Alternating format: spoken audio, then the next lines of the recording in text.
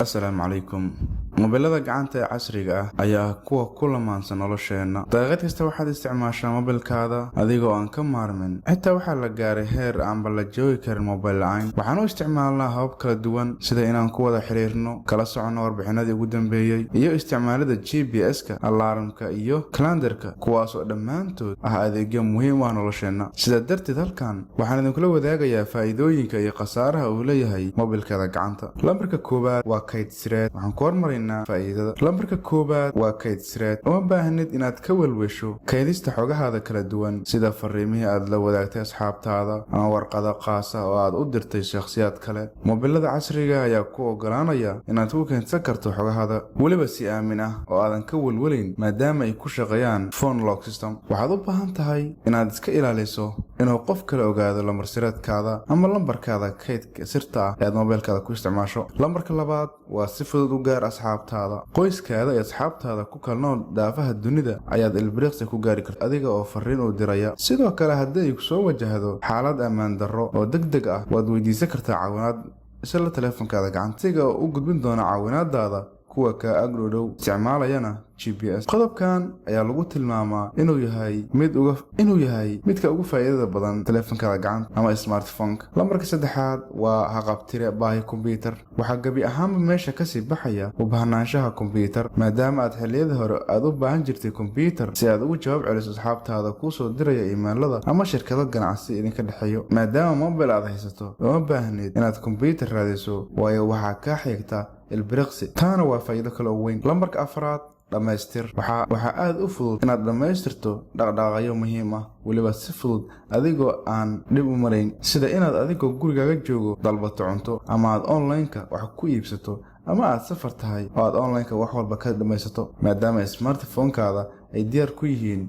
malaayiin program oo qabanaya shaqooyin kala duwan oo noloshaada daruuri u ah. Lambarka shanaad waa hage oo aad inta badan u garanaysaan GPS. Adeegan ayaa ah mid isticmaalkiisu badan yahay inta badan dadkana caawiya. Tusaale, maanta waxaad u baahan tahay inaad aado meel aadan horey u tegin oo uu saaxiibkaaga kugu casuumay. Ma garanaysid meesha, waadna casuuman tahay. Ha oran ma garanay saaxiib meesha aad degan tahay, mana imaan karo. taa xalkeeda waa lagu hayaa. Isticmaal GPS-ka ama ka codso inuu kuu soo diro location-ka ama halka uu joogo asigoo isticmaalaya Google Map. Kadibna GPS ayaa kugu hagi doona ama ku sahlaya inaad gaarto meesha aad doonaysay. Markaan waxaan u gudbaynaa khasaaraha. Lambar 1 ma nugle. Khasaaro waxaa kugu filan haddii uu mobilkaada gacanta ka lumo ama lagaa xado, waayo waxaa sahlan in la helo sirtaada ama dhammaan xogihii kugu kaydsanayo mobilkaada. Inkasta oo ay jiraan programyo la isticmaalo oo lagu kaydsado xogaha kuna suurtagelinaya inaad soo ceshato xogtaada xitaa haddii lagaa xado ama uu ka lumo mobilkaada, laakiin inta badan dadka ma isticmaalaan 90%. Haddii aad doonaysid inaan idinla wadaago programyadaas, qaybta faallada igula wadaag. Lambarka labaad waa burbur nololeed. Mobilkaada gacanta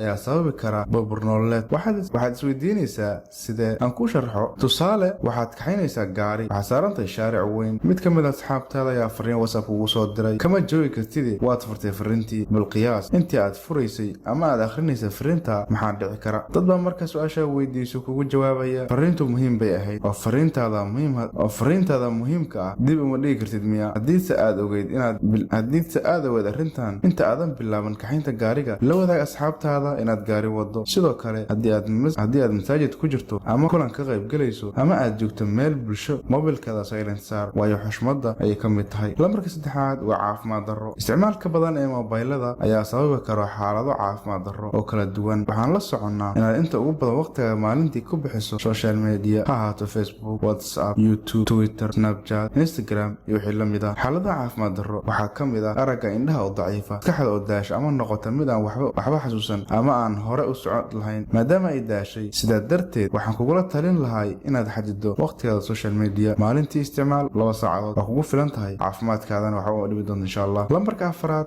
waa caado xun. Waxaa jira programyo iyo website-yo kala duwan kuwaas oo ay dadku caado ka dhigteen inay furaan daqiiqad kasta, la'aantoodna ay joogi karin, sida Facebook, Snapchat, snapchat iyo youtube waxaad arkaysaa qof subaxii alisayda soo kacaya waxa ugu horeeya uu ka bilaabayo waa mobilkiisa iyo inuu jagareeyo ama baaro waxa social media ka socda, taasoo ah caado xun. dadka guulaha adduunya sheegta ayaanse laga helin caadadan jadwal maalmoodkooda. sidaa darteed haddii aad joojiso caadadan waan hubaa waad gaari hadafyadaada oo dhan one by one insha allah. social media waqtiga aan wax qabsan lahayn siga ayaa cunaya, sidaa ula soco. Robert Mugabe oo la kaftamaya dadyowga ku nool Afrika ayaa yidhi 30 jirka Yurub ku nool waa injineer hawada u dira dayax gacmeed, halka 30 jirka Afrika ku noolna waxa uu admin ka yahay group WhatsApp. taas ayuuna ku faraxsan yahay. haddaba bedel caadada xun walaalkay qaaliga how. halkaa ayaa maanta kusoo gabagabaynaa mowduuceennii.